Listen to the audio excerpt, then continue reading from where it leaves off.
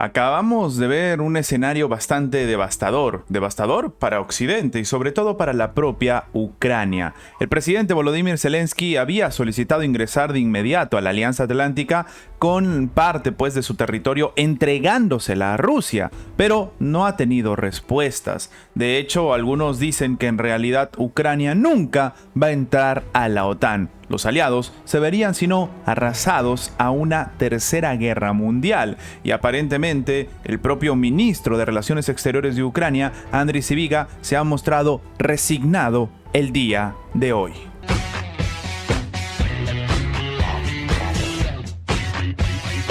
¿Por qué es tan difícil el ingreso de Ucrania en la OTAN? El ministro de Relaciones Exteriores de Ucrania, Andriy Sybiga, se ha mostrado resignado el día de hoy cuando admitió que es consciente de que su país no será aceptado en la OTAN, y mucho menos mientras dure la guerra. Ucrania manifestó por primera vez su intención de ingresar en la OTAN en el año 2008, cuando se generó una reunión celebrada en Bucarest, Rumania. En esa cumbre, los líderes de los países de la OTAN rechazaron darle a Ucrania el estatus siquiera de candidato oficial, a pesar del firme apoyo del entonces presidente de Estados Unidos, George W. Bush. La organización solo se comprometió a darle la bienvenida en un muy largo plazo. En el 2014, cuando sucedió la anexión de Crimea por parte de Rusia y que evidentemente parte de la comunidad internacional reconoció y otra no, se generaron tensiones que fueron mucho más lejos. En respuesta, el entonces secretario general de la OTAN, Anders Fogh Rasmussen,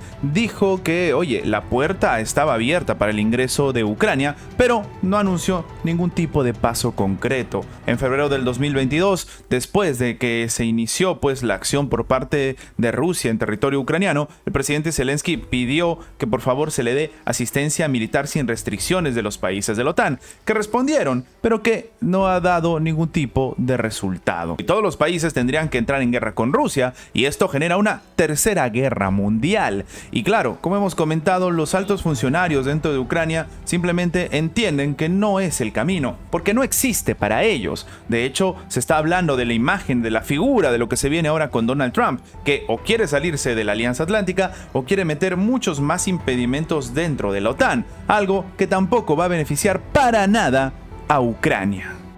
Pero si hablamos de tensiones latentes y de crisis que se viven en este momento, es importante hablar de la nueva denuncia que ha hecho Rusia ante la ONU, de que existe diferentes medios probatorios de un rastro ucraniano en los ataques terroristas en Siria. La Dirección General de Inteligencia de Ucrania arma y proporciona entrenamiento militar a terroristas en Siria, incluidos a militares del grupo terrorista Hayat Tahrir al-Sham, prohibido en Rusia. Esto ha sido declarado el día de hoy por el representante permanente ruso ante la ONU, Vasily Nevencia. El diplomático detalló que Moscú compartió información de que en realidad este grupo está siendo armado por parte de la administración rusa, y sí, le está dando combatientes a Idlib con drones y módulos GPS codificados. De una u otra manera, según ha dicho el funcionario, son Estados Unidos y sus aliados los que también apoyan a los terroristas en Siria, lo cual demuestra que se está intentando atacar a Rusia en diferentes frentes, o tal vez a los aliados de la propia administración rusa.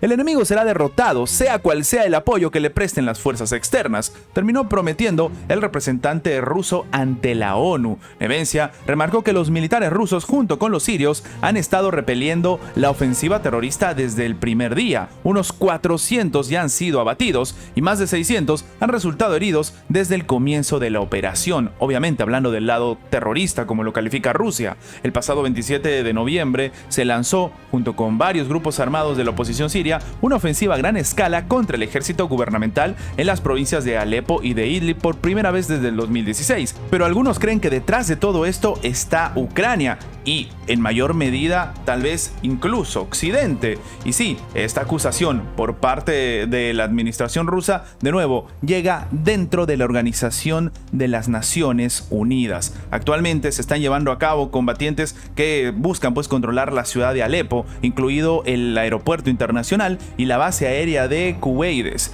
algo que no sucedía desde el estallido del conflicto armado en Siria en marzo del 2011. Lo que llama la atención de todo esto es que las grandes organizaciones internacionales como la propia ONU y diferentes ONGs simplemente no han dado respuesta a estas denuncias y a estas pruebas que estaría presentando Rusia ante el rastro, pues como hemos dicho, ucraniano en los ataques en Siria.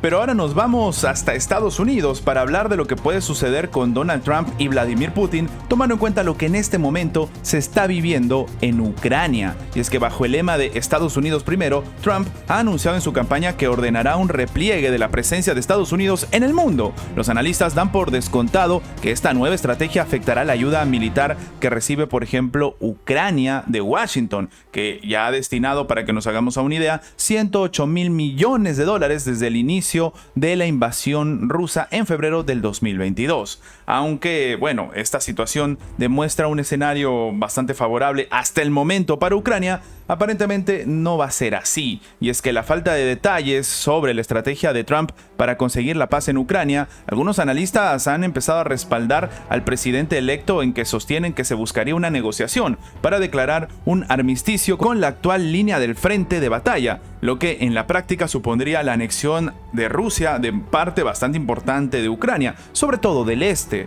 Eso es lo que precisamente persigue Vladimir Putin como condiciones para una negociación de paz. Él lo ha dicho en el pasado. En junio, por ejemplo, las enumeró y las volvió a repetir más adelante. Zelensky ha dicho durante una entrevista con Sky News que quiere trabajar directamente con Trump y que está abierto a sus ideas, pero después cambió completamente su discurso y ha dicho que sí, bueno, podría entregar parte del territorio ucraniano para después intentar recuperarlo. Una línea bastante confusa y que todavía muchos no entienden cómo realmente podría plantearse una recuperación de territorio, como él dice, por las vías diplomáticas, pero lo cierto es que las condiciones del presidente ruso Vladimir Putin se estarían más o menos satisfaciendo. Por ejemplo, Putin exige que Ucrania retire totalmente sus tropas de los territorios ucranianos que Rusia ha ido anexándose, ha ido ganando en el campo de batalla: Donetsk, Lugansk, Kherson y, como sabemos, Zaporilla. En este caso, también quiere que Ucrania renuncie a su intención de ingresar a la OTAN. Y aquí está el punto de inflexión. Es algo que persiguen de manera diferente.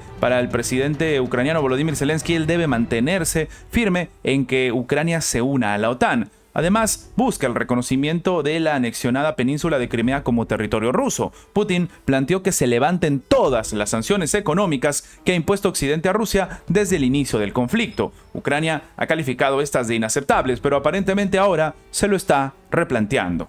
Finalmente, pero no para nada menos importante, sino incluso más llamativo, y vamos a ver cómo evoluciona esto, tenemos que irnos hasta Israel, más específicamente a hablar de Benjamín Netanyahu, el cual acaba de tildar de golpe de Estado las investigaciones a los escándalos de su gabinete. Sí, la oficina del primer ministro de Israel, Benjamín Netanyahu, ha reprochado el día de hoy que las investigaciones políticas dirigidas a su gabinete en los últimos meses por los escándalos de filtración de documentos de identidad, de inteligencia o intentos de alterar las actas del 7 de octubre son un golpe de Estado. Netanyahu respondió así a las acusaciones del que fuera, pues, el jefe del Servicio Interior de Inteligencia israelí, Yoram Cohen, quien aseguró que el primer ministro pidió que se vigilara a personas implicadas en un proyecto sensible de defensa. El primer ministro buscó proteger en secreto de estado vital, aceptó las recomendaciones del estamento jurídico, actuó acorde a la ley y no vulneró los derechos de nadie,